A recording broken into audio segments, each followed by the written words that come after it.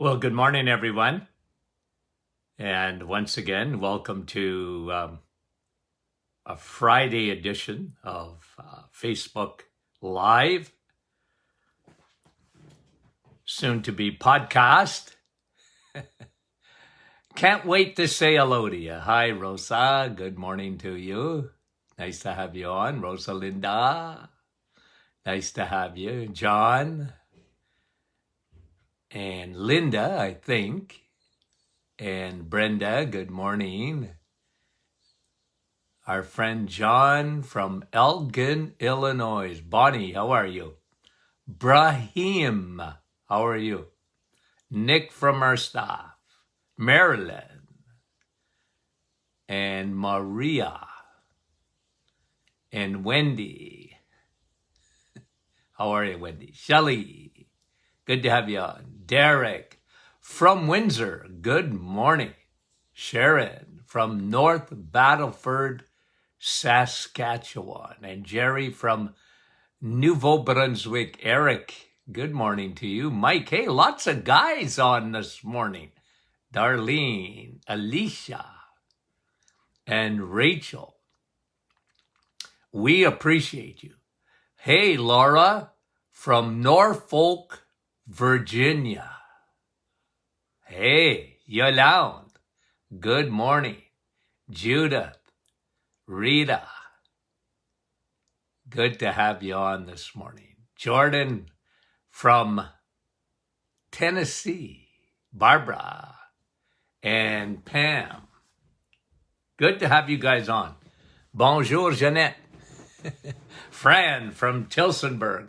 And Catherine from Springdale, Newfoundland. And good morning to you, Lynn, Nova Scotia. And Jocelyn, right from Sturgeon Falls, just up the road. Kevin and Ruth. Good morning, Ruth, from Calgary. Good to have you on. Zian, our dear friend, and Jean. And Andrea from Nouveau Brunswick. Serpa, good morning from Dowling. Wendy, another Wendy. Yellowknife. Wow. Good morning. And Faye, how are you? Maria, Chattanooga, Tennessee. Good morning to you, Darlene. Hey, guys. Okay, let's get going. Olive, good morning to you. And Rita. Okay, lots of names, and I'm going to come on and say hi. Okay, so question and answer Friday. One of the questions that was asked was about probiotics. I didn't write down the first name. I should have. It was my fault. I was looking at yesterday. We talked about some probiotics and leaky gut. How do you know if you have leaky gut? And we went over, was it 7 or 8 signs that you probably have leaky gut? And that was a very popular broadcast yesterday. So thank you for that. And people were asking afterwards, okay, probiotics, talk a little bit about them. Well, I did yesterday, but I'm going to give you what I like, okay? First of all, not yogurt. I told you that. Now, I'm not against yogurt, by the way, okay? It used to be, till I got a hold of Canada. Remember, I've been doing a radio show for a long time, and I used to rail against women who made yogurt the number one breakfast in Canada and the United States. Yogurt. And they thought it was really good for them in terms of bacteria. Not for bacteria. Like yogurt's good. Greek plain yogurt, or make your own yogurt. I was reading about yogurt in the Bible this morning. So I like, you know that, I like dairy. Don't ditch the dairy, switch the dairy. Get away from milk in the grocery store. If you have a cow in the backyard, drink milk. Otherwise, don't drink milk. Drink water and coffee. And if you insist, tea. Okay? Now, bacteria, you need, remember, you got my permission when you step on a scale to take 3 pounds off. Tony Jr. probably give you 5 pounds off. Take it off. It's bacteria. Nothing you can do about it. You got trillions of them, and they make up 3 to 5 pounds of your body weight. Isn't that incredible? So again, you have my permission. You step on a scale, take off 3 pounds. I'm serious about that. Okay? Now, the best way to heal leaky gut is with probiotics. And diet, of course. Don't feed the bad guys. The bad guys need to eat, and they love sugar. Probiotics are the best thing since sliced bread. And I use that expression because sliced bread ain't good for you. But probiotics need to be, number one, broad spectrum. What's that mean? Different strains of bacteria. Multitude of strains. You know why? Because different strains do different things. Lactobacillus does these things, good for relining the gut and other things. L. reuteri, for example, will go after your yeast. L. rhamnosus, all Latin names. That medicine that does that, that's all Latin, so you don't understand it. I can't stand it. They gave them all these big names, like L. lactobacillus reuteri. What does that mean?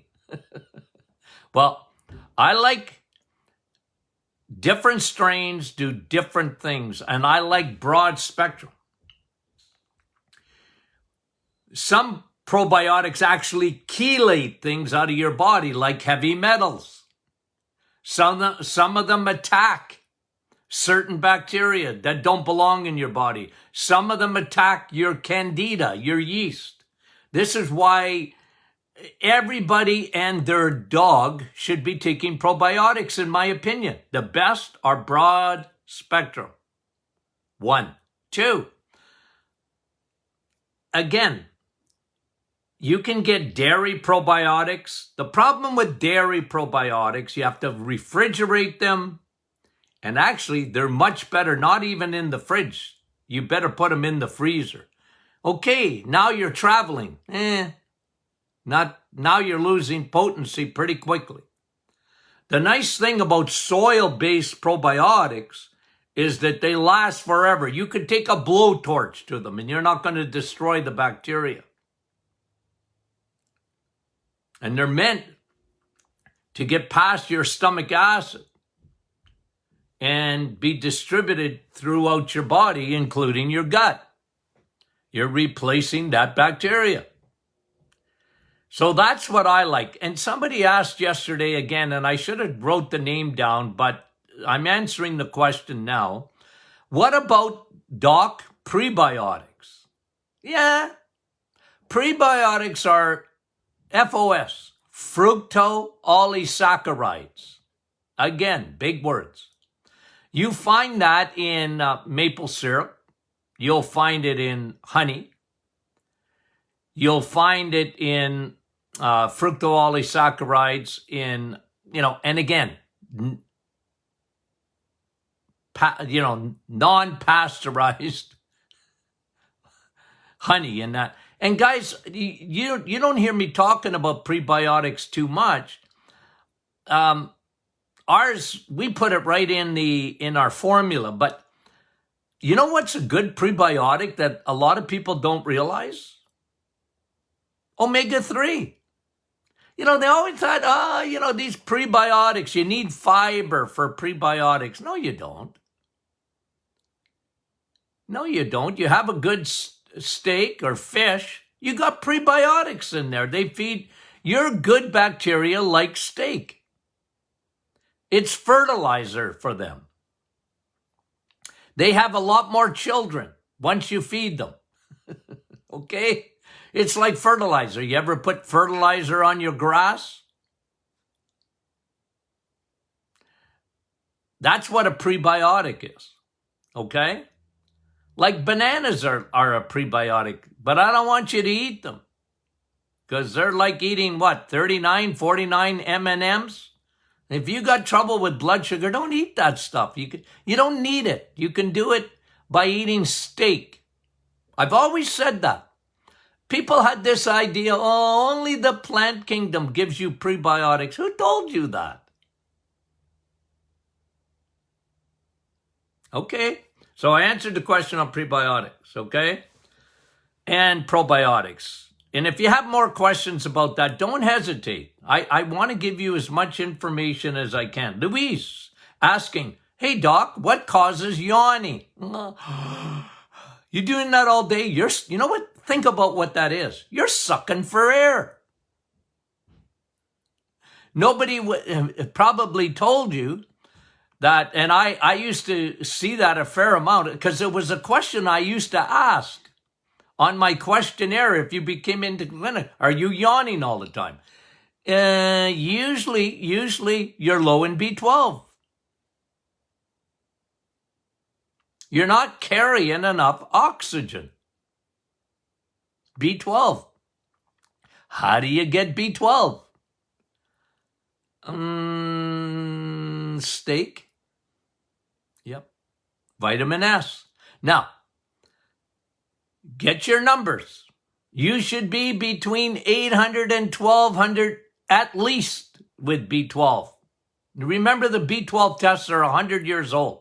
I wish they'd put them to bed and develop a new one. We used to have a saliva test. That was a real good indicator of B12. Much more accurate. Anywho, B12, usually if you're low or you're in the low end, my doctor says it's normal. Normal? What's that mean, normal? It ain't normal for you because you're yawning all the time. Low B12. That's the first thing I would look at. And Linda, on gray days without sunshine. Well, that's coming to a theater near you in Northern Ontario and probably Canada. And we have a short summer here for you Americans. Okay? We get 2 weeks. Actually, we had a lot of rain this summer, but you know what? We did see the sun a fair amount too. And I never complain when I see a sunny day. Never. I just love it. Never get tired of it. And Linda's asking, is the sun lamp just as good? Well, the sun lamp is not Viderma, okay? It's not bad. I'm not against sun lamps. I'm not.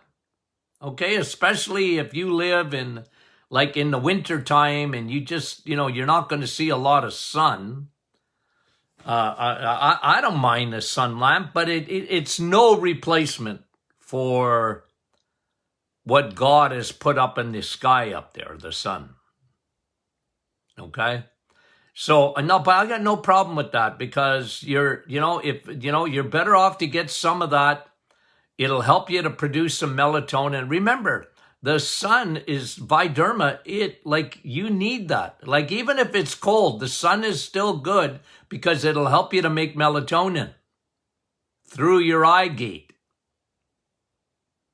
And when you darken your eye gate, pitch black at night, and you're sleeping, you're making melatonin. Okay, good question. I hear Dr. Martin, this is Linda still, talk about hyperthyroidism, but never hypo. Well, look, I talk about the thyroid a lot. Hypo, I talk more about sluggish. I've talked about Hashimoto's. I've talked about Graves' disorder. Those are at the extreme ends of autoimmune when it comes to the thyroid. One very high, one very low. But look, what I mostly talk about is your balance of your thyroid. And a lot of people don't realize that their thyroid is not working at its optimal level. The thyroid is a very finicky organ at the best of times. And ladies especially, not that men don't have a thyroid, we do, but we're not complicated because we don't have ovaries. Ovaries, ladies, complicate your life because you produce a womanly hormone called estrogen. And the world is full of estrogen today because any plastic, any fragrance, just about anything you can think of that you can't spell is elevating your estrogen. And estrogen, when it is dominant over your other little sweetheart hormone called progesterone, ladies, if you're out of balance, it is going to mess up your thyroid. You'll only look at food and gain weight. A lot of women lose hair. A lot of women, their eyebrows start thinning out. Their skin gets dry. They get constipated. Everything slows down. It can speed up and then go crazy, but the vast majority of women with estrogen dominance, and then you add cortisol to the mix, now it becomes super complicated. And I was, it was kind of funny because yesterday, I don't know if Maureen is on with us this morning from Boca Raton, Florida, but I did a webinar with her group yesterday, and one of her ladies on in the question and answer on the Zoom, which I really enjoyed, by the way. Okay, we did a nutrition 101, but one of them said, I went to my endocrinologist. Look, I love endocrinologists, but usually they don't look at the big picture. They do tests, they limit their testing, and then they sort of have tunnel vision. If the blood work doesn't come back, and if it almost has to slap them in the face before they get serious about hormones. And you know how many thousands of women I saw over the years that fell through the cracks, and they'd come in on the day one and I'd say, well, I tested your thyroid. It's sluggish. I checked your estrogen levels and they're through the roof. You didn't have enough progesterone. Your cortisol is high. No wonder you're messed up. And I'd see a little tear come down their eyes. Nobody ever told me that before. Yeah, when did you start getting messed up? And I used to ask the questions, when did you start? When did you start messing up and gaining weight? After baby number 2? Or did you have bad periods right out of the gate? You were estrogen dominant. There's 3 traumatic events in a woman's life, hormonally. The first day of menses, and sometimes a little pre. Babies and menopause. And any of those 3 can start off hormones for women. See, men, we don't have that. Think about it. We don't menstruate. I know you want to give me a migraine? Start talking about, there's no more genders. Oh, I get a headache. Because there's a lot of guys on here this morning, which I appreciate. But guys, if you don't figure that out about your woman and just like zip it, you have no idea what a woman goes through with hormones. Hormones. There's very few women in the world that haven't had some type of traumatic experience with their hormones. I've seen women come into their menopause like a plane. I used to use that illustration. I said, the plane's coming into land, and guess what? It hit turbulence. Ooh. You ever been in a plane that hits turbulence? You know what I mean? Hold on tight and fasten your seatbelt. I used to tell that to women. I said, your plane is coming into land and you hit turbulence.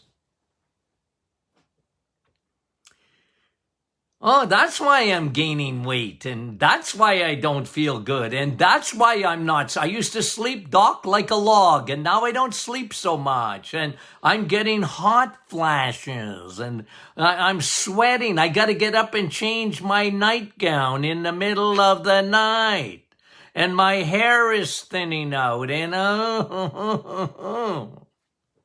do you know how many thousands of times? And my doctor, ooh.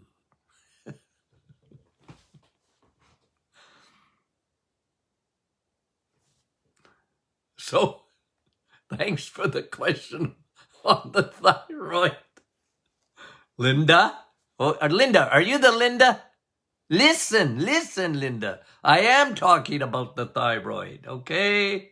Suzanne, when sugar gets stored in the muscle, what happens to the sugar? Well, it's converted to glycogen, stored fuel. That's what happens. Where does three areas now where sugar gets stored? One, muscle. That's why the more bins you have, make up some room. Have bigger bins.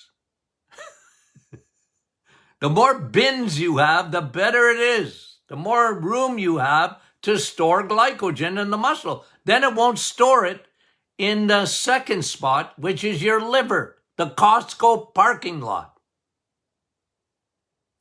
And when that is full, it'll make fat cells till the cows come home. That's what happens, Suzanne, to sugar. It will be, your ability to make fat is incredible. And it'll start around your liver and it'll pack it up like a minivan going on a holiday, all the suitcases in it. And then when it's out of room, it'll make more fat cells. More and more and more and more. That's how your body stores sugar. Good question, Suzanne. Never get tired of talking about why you shouldn't eat sugar. And sugar makes you fat, not fat. I'm sorry.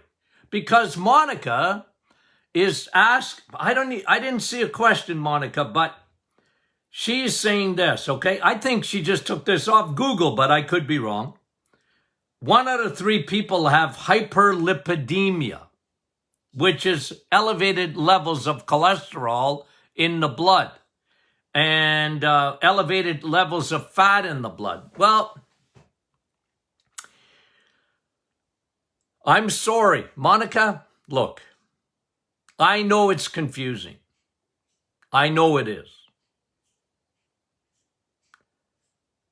Get to my session, get the truth, and never sell it. And I ask people, I used to do this in my office all the time, give me 30 days of your life. You came to see me. You spent money and time. Now I would say you need to trust me, because what I'm going to tell you is going to go against the grain. I am going to teach you nutrition 101. I am going to talk to you about the cholesterol hoax.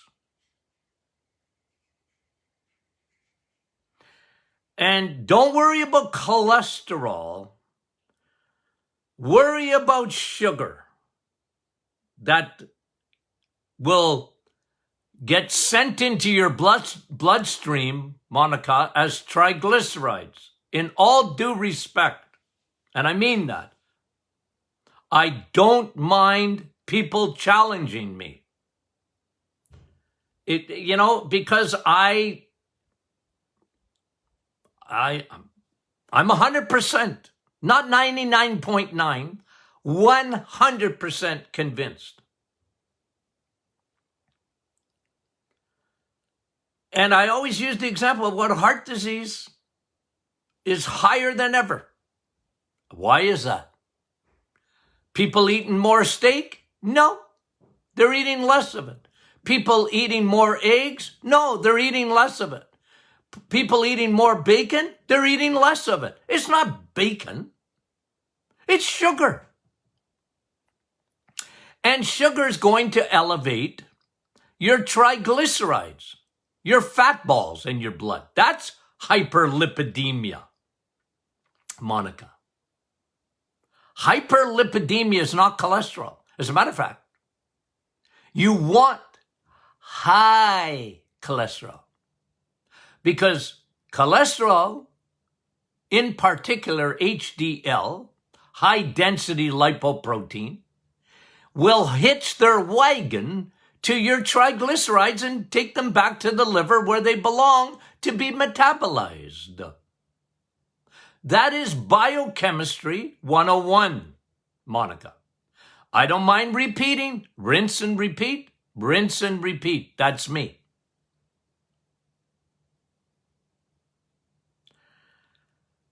The pharmaceutical industry, the food industry, they pump out their propaganda 24 hours a day. I'm no match to the pharmaceutical or the food industry. I'm no match to them. I'm a little guy in Northern Ontario, Canada.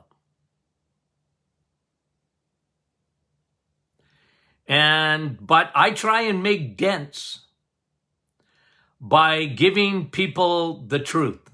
Get the truth and never sell it. And I always used to say this, Monica, in my office: give me 30 days of your life, and I'm going to prove to you that I'm right. With blood work. And here's what we're going to look for: your triglycerides and your HDL. And we're going to look at your inflammation. We're going to look at a lot of things that I like, your A1C and this and that. And it's going to all get better. And no, I know we can't use the word Eskimo. No Inuit ever died of a heart attack. And they eat nothing but blubber. And they don't get hyperlipidemia.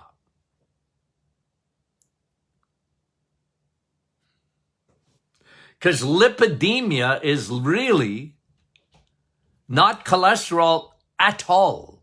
It is triglycerides. And I think that, Monica, if you're new to this program, I tell you that I've been preaching that consistently as long as I've been in practice, and that is I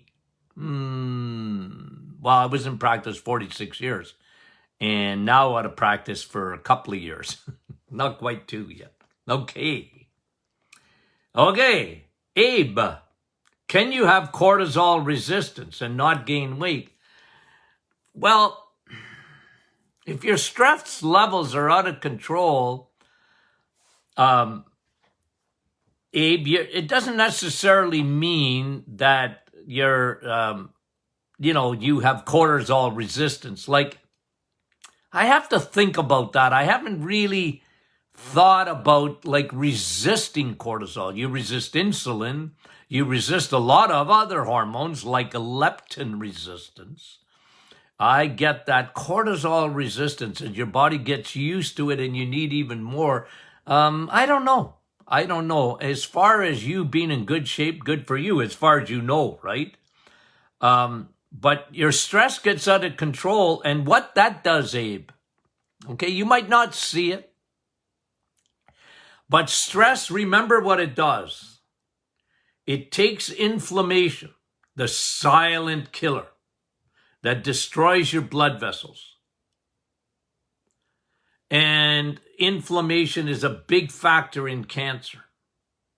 It's sort of like almost like an autoimmune. Your inflammation is good if I kick you in the knee or you kick me in the knee, Abe.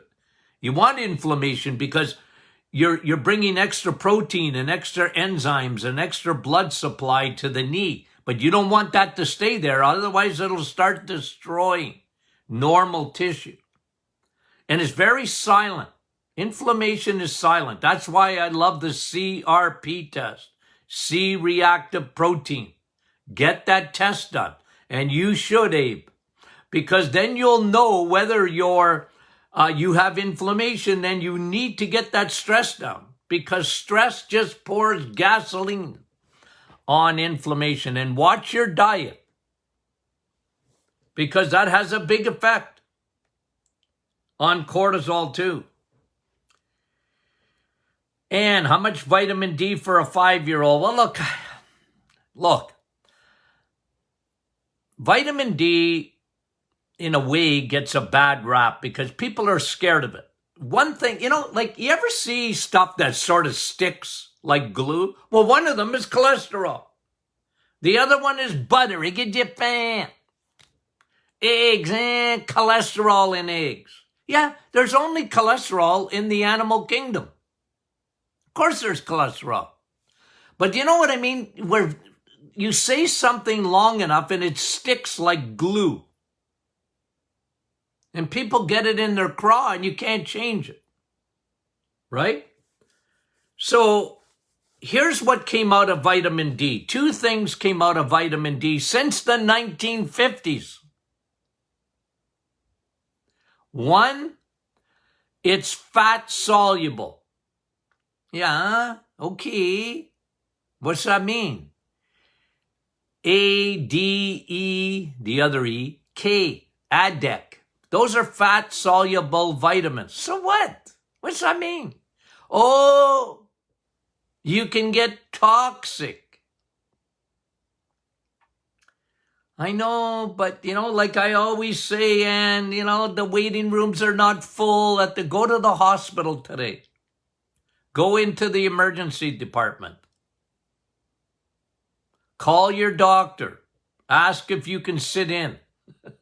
Like there's nobody coming in there with, your vitamin D. No wonder you're sick. Oh, you sit in the sun for 20 minutes and you get 10,000 IUs of vitamin D in 20 minutes. So do kids. Did it get sick? Now, I'm not telling you to give them 10,000 IUs, okay? But it's been such, vitamin D has been vilified in mainstream medicine because one, it's fat soluble. I gotta tell you a little story because I just want to show you the insanity of things, okay? Vitamin D, doctors are scared of it. It's fat soluble. You can become toxic. And 2, they see vitamin D only for bones. Only for bones. Now, I teach 100% different from that. That vitamin D, you are a human solar panel. Okay? Now, I had a physician once, and she was actually a patient of mine. And she called me because one of her patients also happened to be one of my patients. And she said, Doc, her B12 is really high. I said, well, how high is it? It was around 1,200. I said, that's good. That's what I'm aiming for. She said, well, the lab flagged it very high. Who cares? And I said, well, look, B12, you want it to be optimized. You want vitamin D to be optimized. Now, B12 is a water-soluble vitamin. And you pee it out when you don't need it. Okay? Vitamin D it's not just a vitamin, it's a hormone. Your body needs it. And people are scared of it.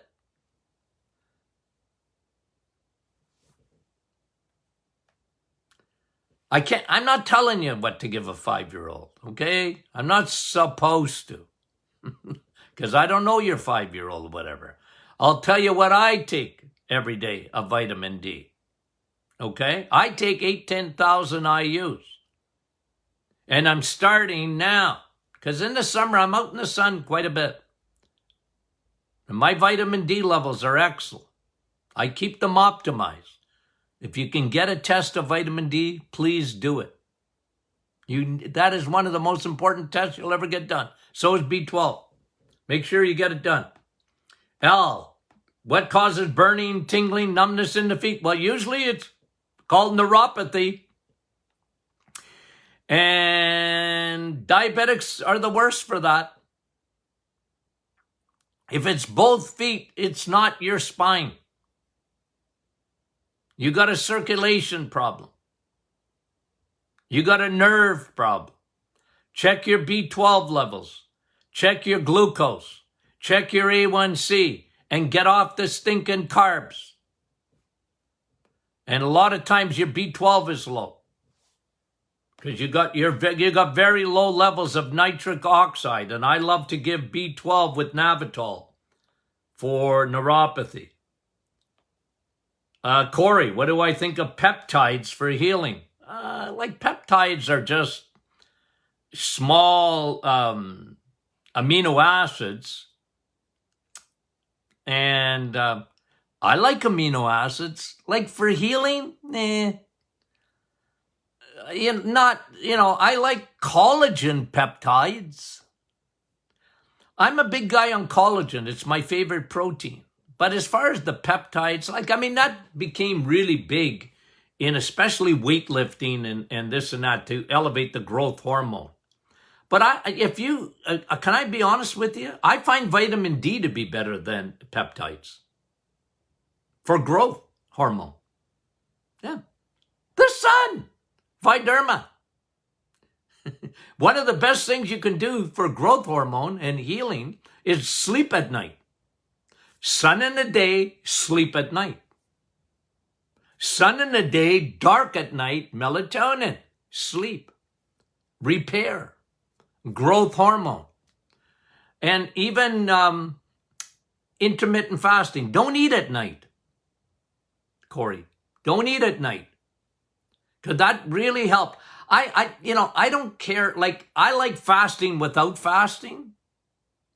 So when you're eating eggs, meat, and cheese, you're fasting without fasting. But I still like, with even the reset, don't eat at night. Give your body lots of time. You're going to produce more growth hormone. Helps with healing. Good question. Rosalind, my son diagnosed with Parkinson's. Can this be reversed? Usually not reversed, but controlled much better by doing, number one, the reason. Remember what I was saying yesterday about Parkinson's? What they're finding almost consistently is a huge fungal yeast candida infection in the brain. How did it get there? Where did it start? With the gut. Parkinson's is leaky gut. Maybe because of antibiotics, maybe because of a bad diet, maybe because of other things that we talked about yesterday. What gives you leaky gut? You got to fix the gut. You got to change the diet. Because one of the things that yeast transport across the blood-brain barrier are heavy metals like mercury, lead, cadmium. Oftentimes in Parkinson's, people are full of mercury or lead, cadmium. How did it get there? Yeast, candida. Get rid of it. Don't feed the bears. Feed your good bacteria. Okay? Rosalind, thanks so much. Nicole, why can't we take a liquid vitamin D when taking a blood thinner? Who told you that? Look, there's a lot of warnings out there that the FDA and Health Canada, they make you put it on labels and stuff like that, even with omega-3. I mean, there's labeled, you're on a blood thinner.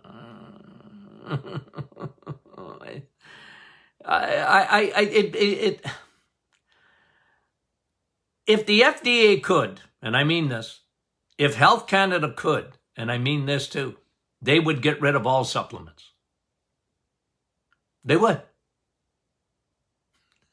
They don't like them, and they just would. Because, you just need a balanced diet. But they can't because there's such a, that 70% of the population, 70, take a supplement on a daily basis, 70% in North America. And the FDA knows that, and Health Canada knows it. And you go to the pharmacy, you see huge shelves full of natural products. Pharmacists don't like them, generally, other than they bring in revenue. So there's all sorts of warnings,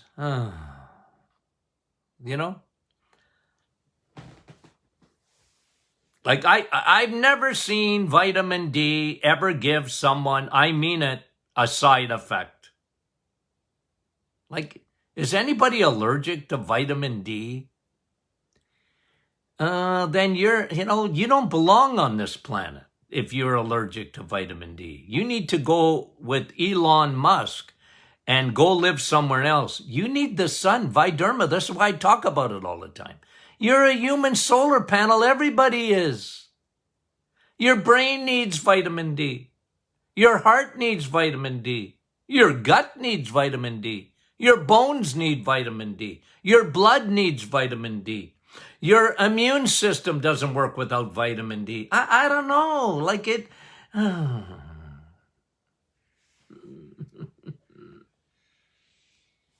My blood pressure is going up. Oh, is it because of the K2? Should we stop eating butter and cheese? Nick, no, please don't do that. Don't do it. K2, what it really does is take calcium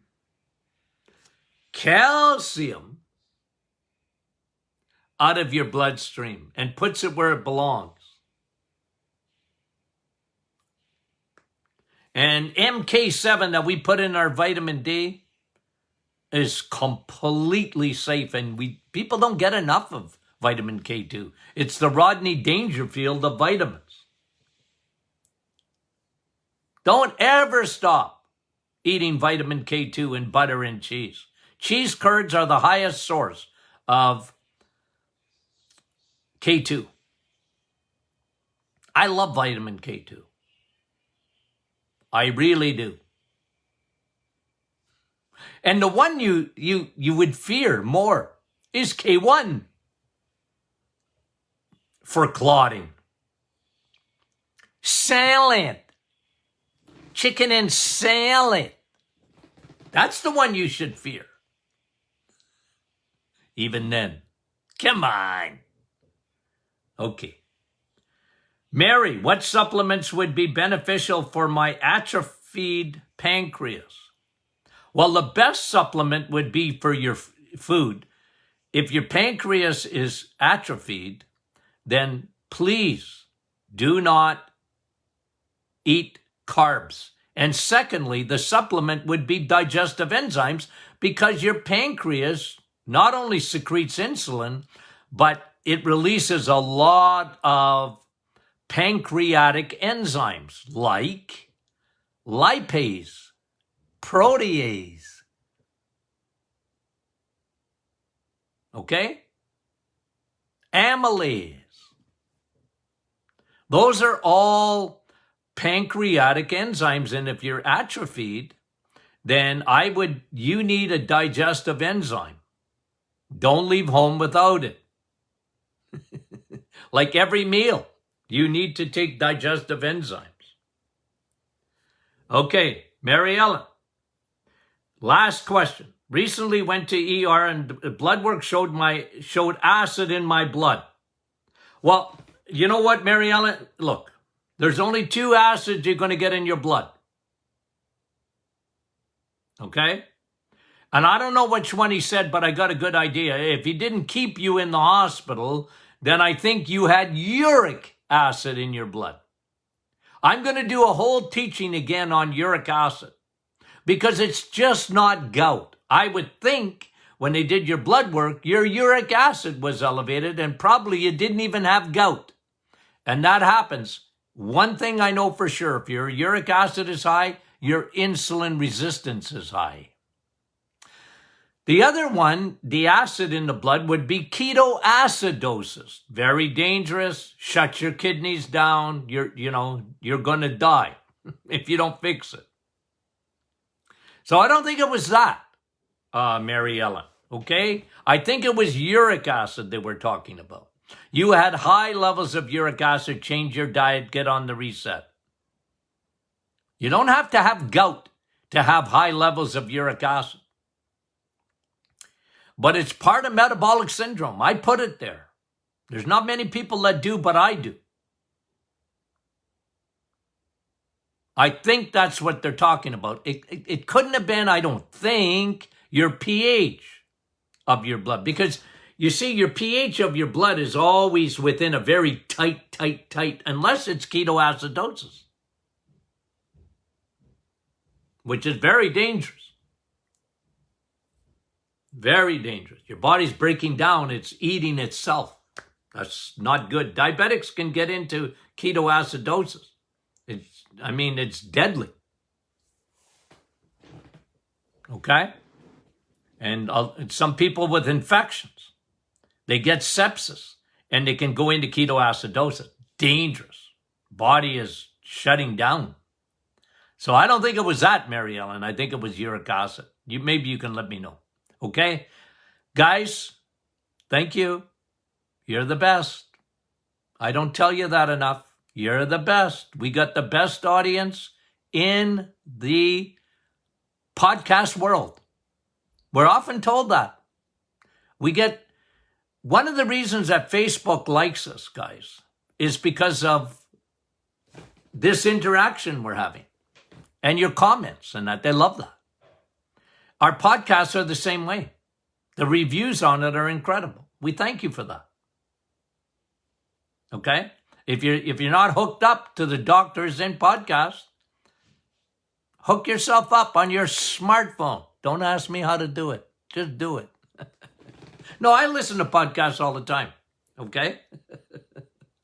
On my smartphone. It's a lot smarter than me, I can tell you that. I don't know how to use it most of the time. Okay, we love you guys. We'll talk to you soon.